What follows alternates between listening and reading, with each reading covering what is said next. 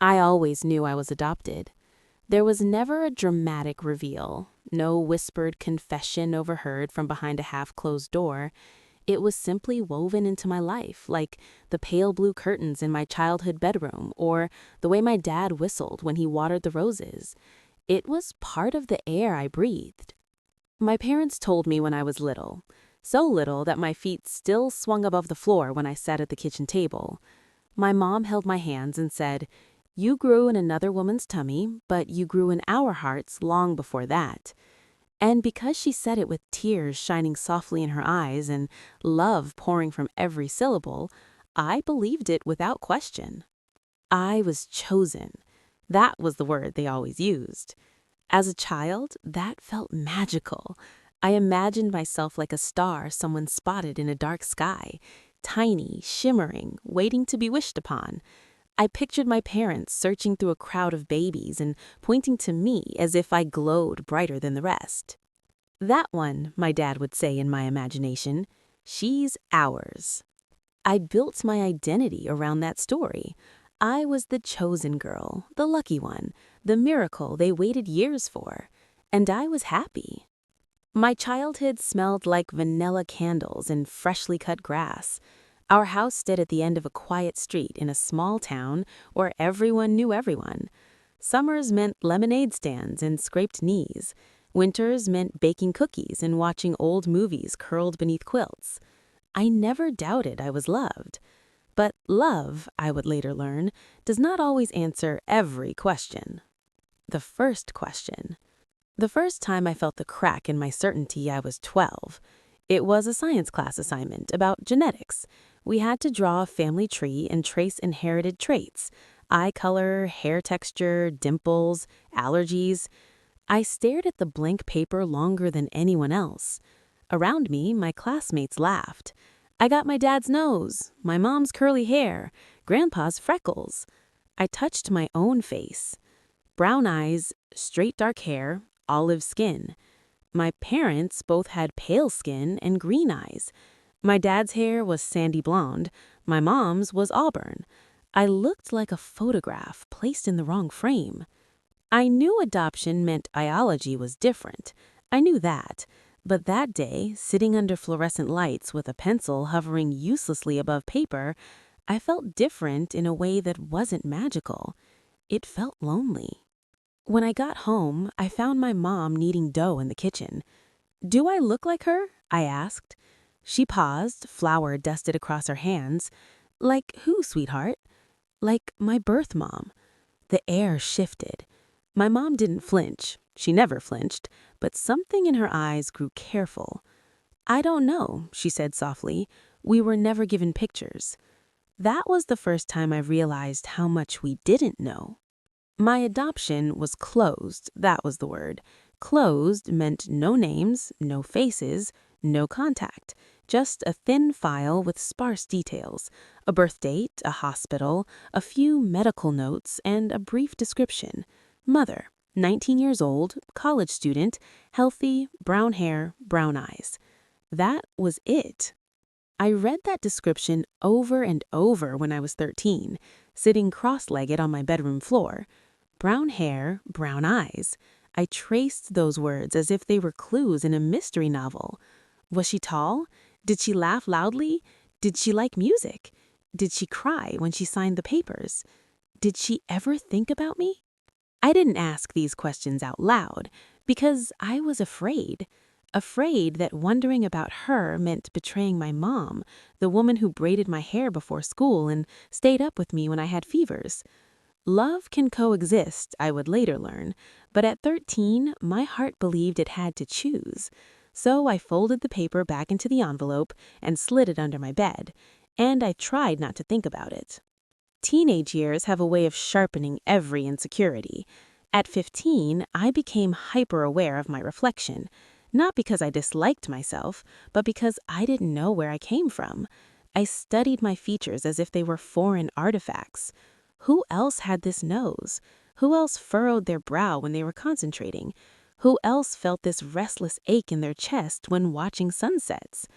My friends talked about family traditions, recipes passed down for generations, heirloom rings, stories about great-grandparents crossing oceans.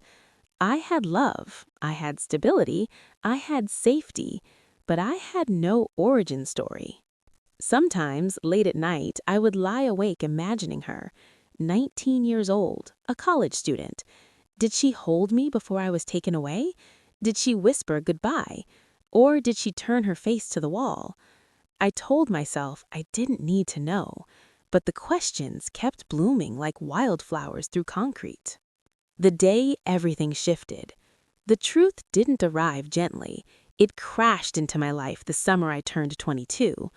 I was home from university, sitting at the kitchen table with my laptop open. My parents were in the living room discussing something in hushed tones. Their voices carried tension, the kind that tightens the air. I wasn't trying to eavesdrop, but I heard my name. "She deserves to know," my mom said. "Are you sure?" my dad replied. "It could change everything." My heart began to pound. Change everything? I closed my laptop quietly and stepped into the doorway. "Change what?" I asked. They both looked up at me, startled. I had seen my parents worried before, about finances, about health scares, about normal life things, but I had never seen fear in their eyes when they looked at me, until that moment. My mom's hands trembled slightly as she gestured for me to sit down. "There's something we didn't know how to tell you," she said. The air felt smaller, the walls closer. "You were adopted," and I almost laughed because I thought this was absurd. "I know," I said gently. She paused, flour dusted across her hands. "No, sweetheart," she whispered. "There's more. The truth." The story they had told me my whole life wasn't a lie, but it wasn't complete. My birth mom wasn't just a 19-year-old college student. She was my mom's younger sister, my aunt. The world tilted. I felt as though the ground beneath me had dissolved, leaving me suspended in midair. "What?" I breathed. My dad's voice was steady, but his eyes were wet. "Your Aunt Elena." I thought of her immediately, her loud laugh at Thanksgiving dinners, the way she hugged me too tightly, the way she sometimes watched me with an expression I could never quite read. She had my eyes. Brown, warm, familiar. She got pregnant very young. She was scared. Our parents were strict. She didn't feel she could raise a child. We had been trying for years, so she asked us. The rest blurred into a hum. I wasn't chosen from a sea of strangers. I wasn't a distant miracle. I was a secret, a family secret. The room felt too bright, too loud, too heavy. "Does she think of me as her daughter?" I asked. My mom began to cry. "She gave you to us because she loved you and because she loved me." The truth changed everything, but not in the way I expected. It didn't shatter my world. It rearranged it. I walked outside that evening as the sun was setting. The sky burned orange and pink. Clouds stretched like brushstrokes across an endless canvas. I had stood in this yard 1,000 times before, but now I saw it differently. I wasn't an orphaned story. I was rooted deeper than I ever imagined. My history wasn't missing. It had been sitting across the dinner table from me every holiday. The woman I called Aunt carried me beneath her heart. And suddenly, my reflection in the window made sense. The curve of my smile, the tilt of my head. I wasn't a puzzle with missing pieces. I was a mosaic, complicated, layered, unexpectedly beautiful. But the truth also opened doors I didn't know how to walk through. Did I call her mom? Did I confront her? Did I thank her? Did I forgive her for never telling me? And what did this mean for the woman who raised me, the one who kissed scraped knees and taught me how to drive? Love, I realized, is not divided by truth. It expands. Still, my heart trembled with uncertainty, because knowing something and understanding it are two very different things. That night, I texted her, "Can we talk, just us?" 3 dots appeared almost instantly. "Of course, sweetheart." Sweetheart. She had always called me that. I just never knew why it sounded different when she said it. I stared at the screen, my pulse racing. Tomorrow, I would sit across from the woman who gave me life. Tomorrow, I would ask the questions that lived in my chest since I was 12 years old. Tomorrow, I would learn who I really was. And I had no idea how much more the truth was about to change everything. I didn't sleep that night. The house was quiet, the kind of quiet that feels almost sacred. The refrigerator hummed softly. The wind brushed against my bedroom window. Somewhere down the hall, my dad coughed in his sleep. Everything was the same, and nothing was. I lay staring at the ceiling, replaying every memory of my Aunt Elena through a new lens. The way she brought me books on my birthdays, always with handwritten notes inside the cover. The way she cried harder than anyone when I graduated high school. The way she sometimes brushed my hair back from my face and then quickly withdrew her hand, as if she had overstepped something invisible. Had she been holding herself back all those years? Or had I imagined the intensity now that I knew? By dawn, my chest felt heavy with a strange mix of anticipation and grief. Not grief for losing something, but for realizing something had been there all along, hidden in plain sight. The cafe. We met at a small cafe near the park, the one with ivy climbing the brick walls and mismatched wooden chairs. It was early, and only a few tables were occupied. Sunlight streamed through tall windows, painting the floor gold. She was already there when I arrived. She stood as soon as she saw me. For a second, we just stared at each other. And in that suspended moment, I saw it clearly, the resemblance. The shape of our eyebrows, the dimple on the left side of her smile, the nervous way she pressed her lips together. I had been looking into a mirror at every family gathering and never realized it. "Hi," she said softly. "Hi." My voice sounded smaller than I intended. We sat. Neither of us touched the menus. For years, I had imagined what I would say if I ever met my birth mother. I thought I would ask big cinematic questions. Why did you give me up?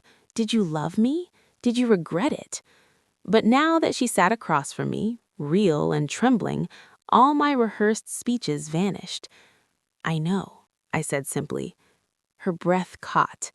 My adoptive parents, my parents, had told her they were going to tell me. She had been waiting for this moment too. "I always wondered how you would look at me when you found out," she whispered. "How do I look at you?" I asked.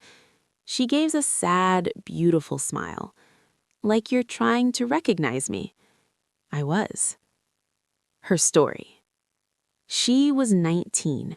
19. The age I had been just 3 years earlier, worrying about exams and first loves and which dress to wear to a formal. She had been terrified. "Our parents would have sent me away," she said quietly. "They were different then, strict in a way that didn't leave room for mistakes." The father, my biological father, had disappeared when she told him she was pregnant, a college romance that evaporated under responsibility. She had gone to my mom first. "I didn't know what to do," she said. "I just knew I couldn't imagine you growing up with strangers. And your mom, she had been trying for so long. I saw how much she wanted a baby." She blinked back tears. "So we made a choice, together." Choice. That word again, but it felt heavier now. "I carried you," she said, her voice shaking, "and I talked to you every night. I told you stories. I told you how loved you already were." My throat tightened. "I held you once," she continued, "just once. I kissed your forehead, and then I gave you to her." Her hands were trembling now. "I didn't want you to grow up confused," she said. "We thought if we kept it simple, if you always knew you were adopted but not the details, maybe it would protect you." Protect me? From what? The truth? Or the complexity? I looked at her, really looked at her, and I didn't see a villain. I didn't see someone who had abandoned me. I saw a scared girl who made an impossible decision. And I saw a woman who had spent 22 years loving me quietly from the sidelines. The question I feared. "Did you ever regret it?" I asked. The question slipped out before I could soften it. Her answer came without hesitation. "Every day," she said. My heart dropped. "But not because I didn't want you to have the life you had," she added quickly. "I regretted that I couldn't be both things, your mother and your aunt. I regretted that I had to watch you run to her when you scraped your knees." Tears spilled down her cheeks. "But I never regretted that you were safe and loved and happy." Her honesty was disarming. It didn't make everything simple, but it made it human. The shift inside me. Something inside me began to untangle. For years, I had carried a quiet narrative, one I never admitted out loud, a belief that somewhere, someone had chosen not to keep me. Rejection is a powerful shadow. Even when you are deeply loved, it can whisper. But sitting there, listening to her voice crack as she described singing to me in her tiny dorm room, that shadow softened. I wasn't unwanted. I was entrusted. Entrusted to my mom, the woman who raised me with fierce devotion. Entrusted to a life where I would never question whether I was cherished. The truth didn't divide my love, it multiplied it. Walking in the park. After we left the cafe, we walked through the park together. Children were playing near the fountain, a couple sat on a blanket under a tree. The world moved normally, unaware that my entire identity had shifted by a few degrees. "Do you hate me?" she asked suddenly. The vulnerability in her voice startled me. I stopped walking. "No," I said honestly, "I don't." I felt many things: confusion, curiosity, sadness for the years of silence, but hatred was not one of them. "I'm trying to understand," I continued, "and that takes time." She nodded. "I can wait." She had been waiting my whole life. Going home. When I returned home that afternoon, my mom was sitting at the kitchen table. She stood the moment I entered. I saw fear in her eyes, fear that I might look at her differently now. And I realized something important. Truth can reveal hidden wounds not only in the person discovering it, but in the ones who carried it. "I love you," I said before she could speak. Her shoulders sagged with relief. "I was scared," she admitted. "Scared you would feel betrayed." "I do," I said gently. "A little." Her face fell. "But I also understand why you did it." We sat together, hands clasped across the table. "I never wanted you to feel like a secret," she whispered. "I don't," I said. And in that moment, I meant it. Because secrets are hidden out of shame. This had been hidden out of fear. Fear of hurting me, fear of losing me, fear of complicating something already delicate. Fear isn't always noble, but it is human. Looking in the mirror again.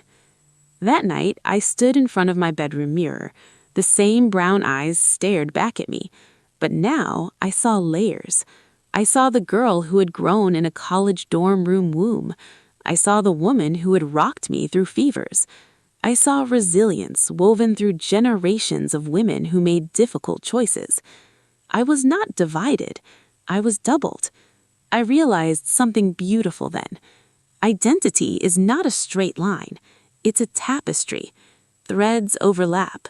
Some are visible, some are hidden beneath others, but they all belong. The next revelation. Just when I thought I had absorbed as much truth as my heart could handle, another piece surfaced. A week later, my Aunt Elena, my birth mother, asked if we could meet again. "There's something else," she said over the phone. My stomach tightened. Hadn't there been enough revelations? We met at her apartment this time. It was small, cozy, filled with plants and books. Photographs lined the walls, travel, friends, landscapes. And then I saw it, on a shelf in the corner, a framed photograph of a baby wrapped in a hospital blanket. Me. I stepped closer. "I kept this," she said quietly. "It's the only one I have." I traced the edge of the frame.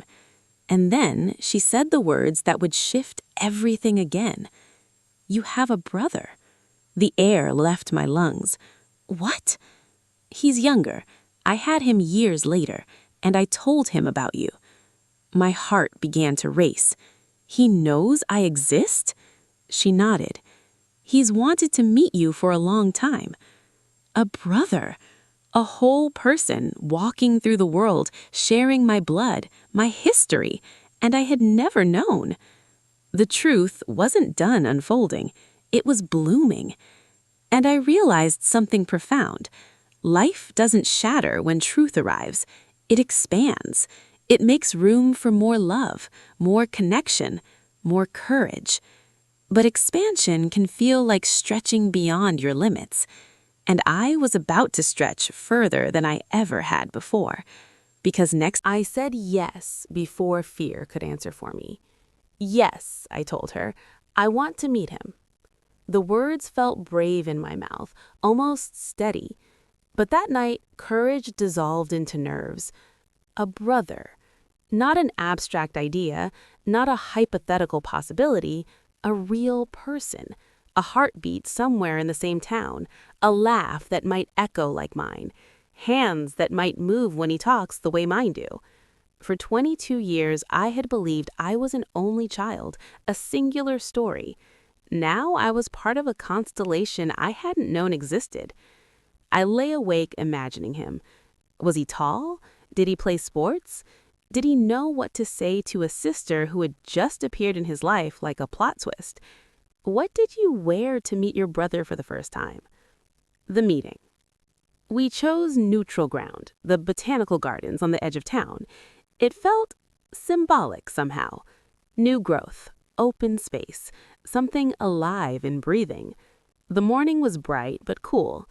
Dew clung to petals. The air smelled faintly of earth and jasmine. I arrived early, my hands tucked nervously into the pockets of my coat. I spotted them near the fountain. My birth mother stood beside a boy. No, a young man with dark hair and familiar eyes. My eyes. He saw me at the same moment, and something electric passed between us. Recognition. Not because we had met, but because something in our faces matched in a way that felt almost ancient. He took a hesitant step forward. "Hi," he said. His voice cracked slightly. "Hi," I replied. We stared at each other for a long second, both smiling, both unsure. And then he did something unexpected. He laughed. Not nervously, not awkwardly, just laughed. I've practiced this in my head like 100 times, and now I don't know what to say. His honesty cracked the tension. "Same," I said. And just like that, something softened. The shape of him. His name was Mateo, 17, a senior in high school, obsessed with astronomy and terrible at math, he confessed with a grin. He talked with his hands, just like I did. When he tilted his head while listening, it mirrored my own habits so perfectly that it made me blink. We walked slowly through the gardens while our birth mother hung back, giving us space. At first, our conversation was cautious. "What music do you like? What are you studying? Do you play any instruments?" But then something shifted. He told me about the time he failed his driving test because he was too nervous. I told him about my first disastrous college presentation. He confessed he sometimes felt like he didn't quite fit in at school. I don't know why, I just always felt like I was looking for something. The words landed gently in my chest. Maybe he had been looking for me, and maybe I had been looking for him, too, without knowing it. The moment that broke me open. We stopped at a bench beneath a magnolia tree. Petals drifted down around us like pale snow. Mateo grew quiet. "Can I ask you something?" he said. "Of course." "Were you happy?" The question startled me. "With your parents," he clarified quickly. I always hoped you were." His eyes held something fragile, almost protective. In that instant, I understood something powerful. He hadn't resented me for existing. He hadn't seen me as a shadow. He had worried about me. "Yes," I said firmly. I am." Relief washed across his face in a visible wave. "Good," he whispered. And suddenly, I felt it, that thread connecting us tighten and glow. We were strangers, and yet we weren't.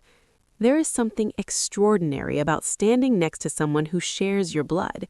It isn't louder than love. It isn't stronger than the bond built through years. But it is different. It feels like reading a book written in a language you somehow already understand. Integration. That evening, after we said goodbye, awkwardly at first, then warmly, I drove home with tears blurring the road. Not tears of sadness, tears of expansion. My life had grown in a matter of weeks. A hidden mother, a new brother, an origin story rewritten. But the most surprising thing? I didn't feel broken. I felt fuller. When I walked through the front door, my dad was watching television. My mom was knitting in her usual chair. They both looked up. "How was it?" my dad asked carefully. I stepped into the living room and sat between them like I had 1,000 times before. "He's amazing," I said, my voice thick. My mom reached for my hand. "Are you okay?" I nodded.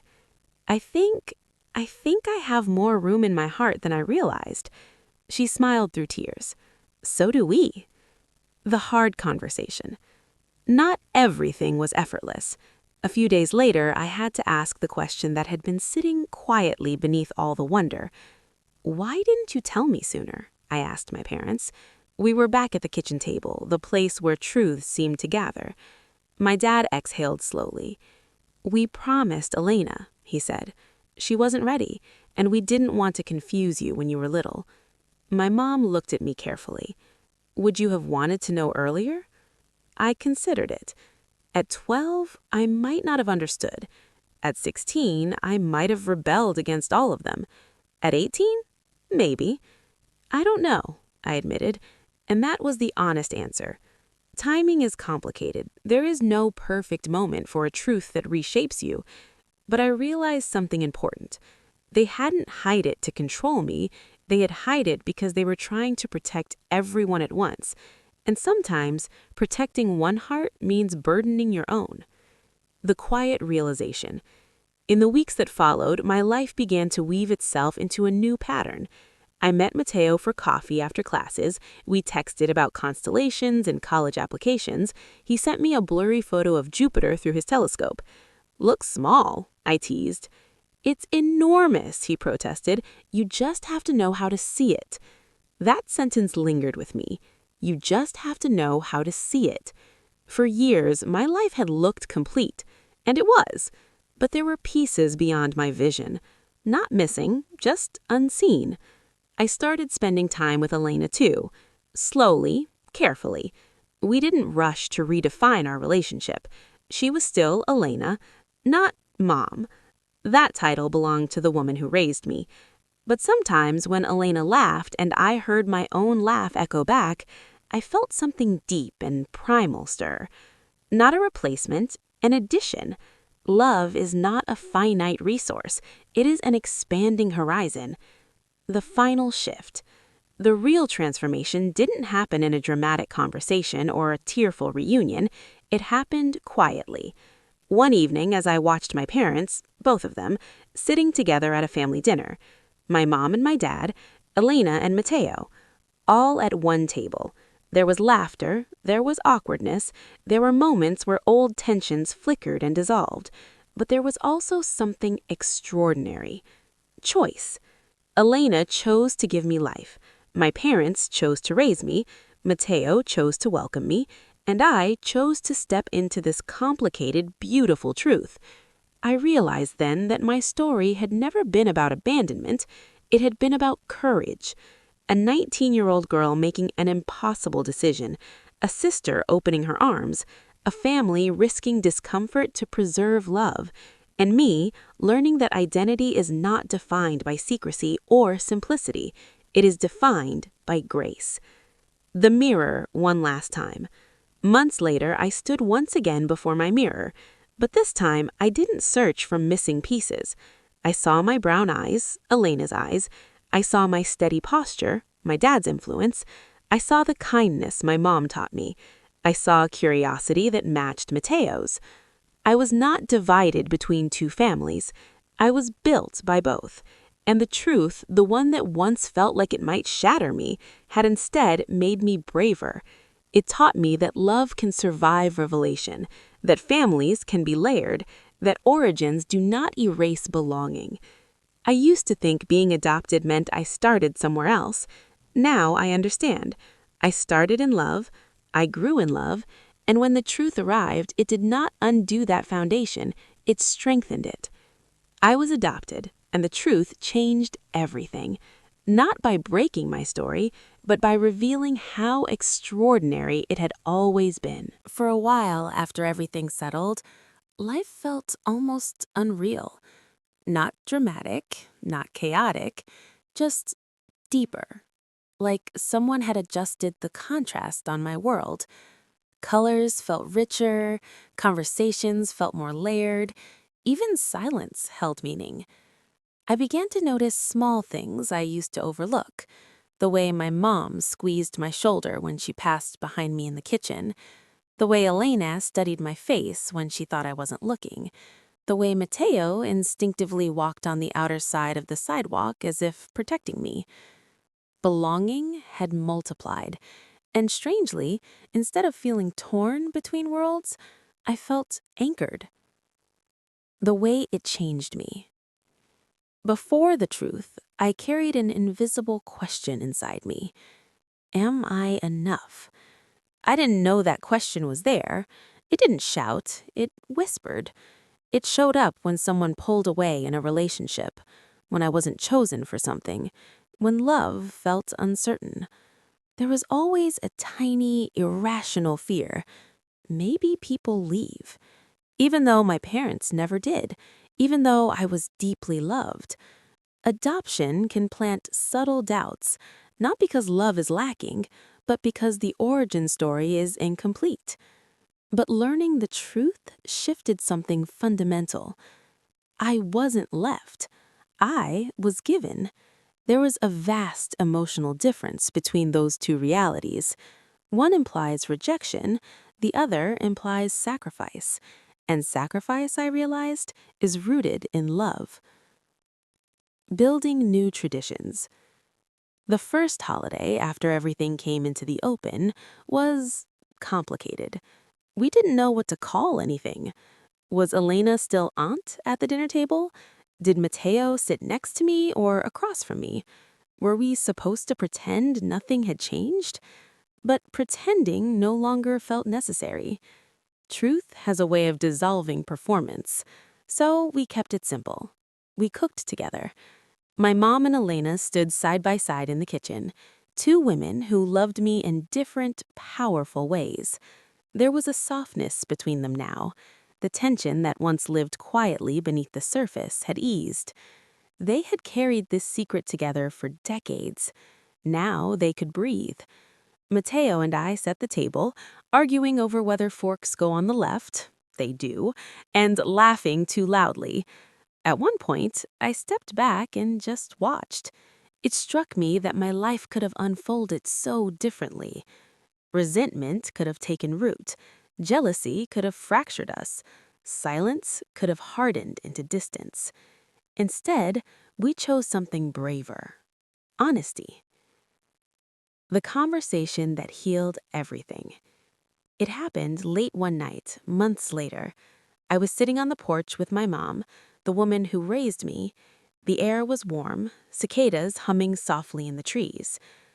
"Are you afraid," I asked her gently, "that I'll love her more now?"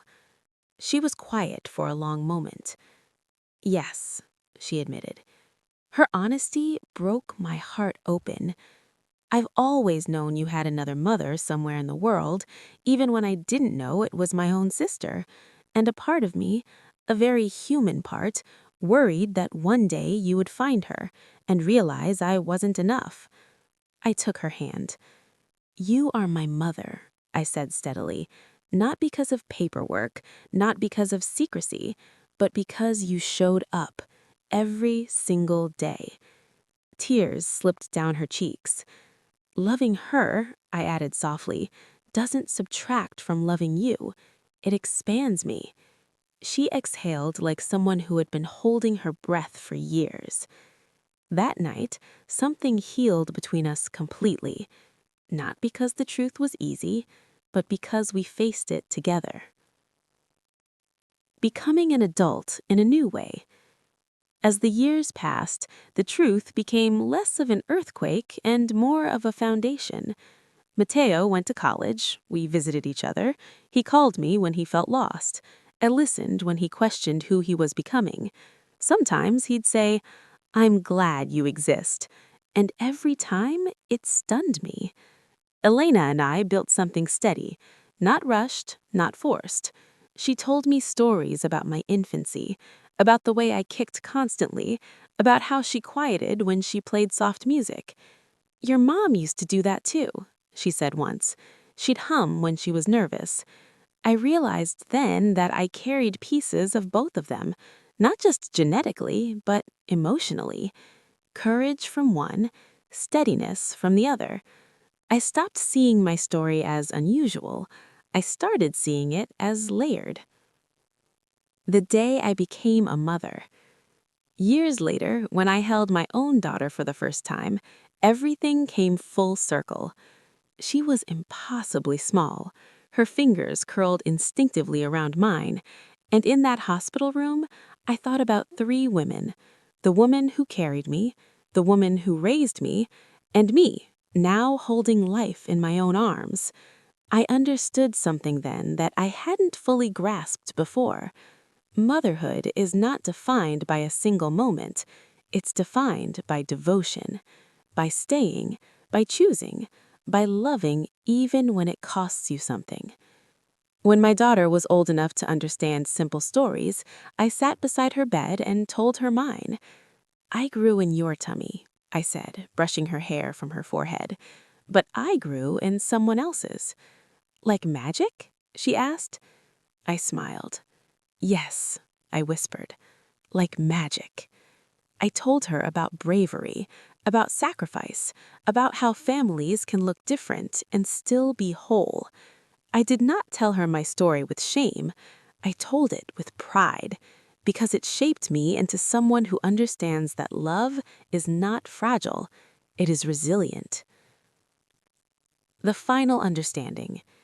If you had asked me at 12 who I was, I would have said, "I'm adopted."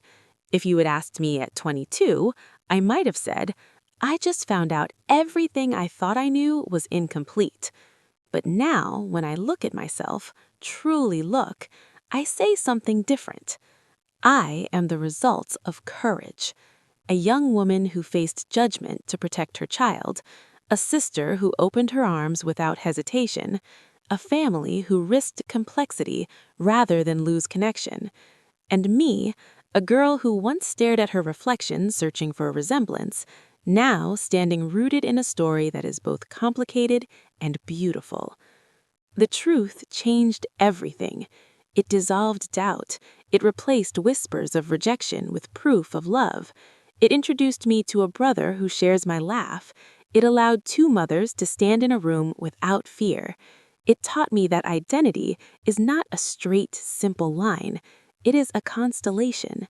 Some stars shine immediately. Others appear only when the sky is dark enough to see them. I used to think being adopted meant part of me was missing. Now I understand.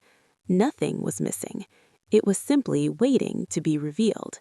And when it was, it didn't break me. It made me whole. There is a kind of transformation that happens loudly, like thunder splitting open the sky. And then there's the kind that happens quietly, like roots growing deeper beneath the surface where no one can see. The years after the truth came out were quiet years, but they changed me just as much. Learning to hold two truths. One of the hardest parts wasn't anger. It wasn't betrayal. It was integration. How do you hold two mothers in your heart without feeling divided? At first, I tried to organize my feelings neatly. This is my real mom. This is my birth mom. This is who raised me. This is who carried me. Labels helped, but only temporarily, because love doesn't stay inside labels. It spills. One afternoon, I found myself at Elena's apartment, helping her repot plants. Dirt smudged across my fingers, sunlight warming the wooden floor. "You always tilt your head when you concentrate," she said softly. "I know," I smiled. "Everyone teases me about it." "I used to do that when I studied," she replied. There was no competition in her voice, no claim, just observation. Later that week, my mom and I baked bread together, the same way we had since I was small. "You hum when you need," she laughed. "You've done that since you were 5. I paused. 2 women, 2 reflections, and I realized something freeing. I didn't have to choose which traits belonged to whom. They all belonged to me. The question I didn't expect. It came from a stranger. I was at a work event, polished floors, soft lighting, polite conversation, when a colleague asked casually, "So, do you know your real parents?" I felt the old instinct rise, the one that flinches. But instead of shrinking, I answered calmly, "I know both of them." She blinked, confused, and I explained, not defensively, not dramatically, just honestly. Afterward, I stepped outside into the cool evening air and realized something profound. For years, I had been afraid my story made me fragile, but it didn't. It made me expansive. It gave me language for complexity. It gave me empathy for hard choices. It gave me compassion for human imperfection. The truth didn't weaken my identity, it fortified it. Watching Mateo grow. Mateo changed too. He became more confident after we met, as if a missing puzzle piece had slid into place for him as well. We would sit on rooftops during the summer, watching stars scatter across the sky. "You know what's wild?" he said once, pointing upward. "Most of those stars we're seeing are already gone. We're just seeing their light from years ago." I thought about that for a long time. For years, I had been living under the light of a story that wasn't fully there. But that didn't make it false. It just meant the full picture hadn't reached me yet. "Do you ever wish it had been different?" he asked one night. "Different how? Like that you grew up with us?" I considered it carefully. If I had grown up with Elena at 19, struggling, scared, if I hadn't had the stability my parents gave me, if Mateo and I had been siblings from the start, I don't wish it were different. I just wish it had been honest sooner. He nodded. "Yeah," he said, "me too." But there was no bitterness in his voice, only maturity. Forgiveness isn't a single moment. People imagine forgiveness as a dramatic act, a speech, a hug, a declaration. But in my experience, forgiveness is quieter. It's choosing not to reopen the wound when it aches. It's understanding context without excusing pain. It's letting love weigh more than resentment. There were days when I felt angry that I hadn't known sooner, angry that holidays had been layered with unspoken truths, angry that a part of my identity had been shaped by omission.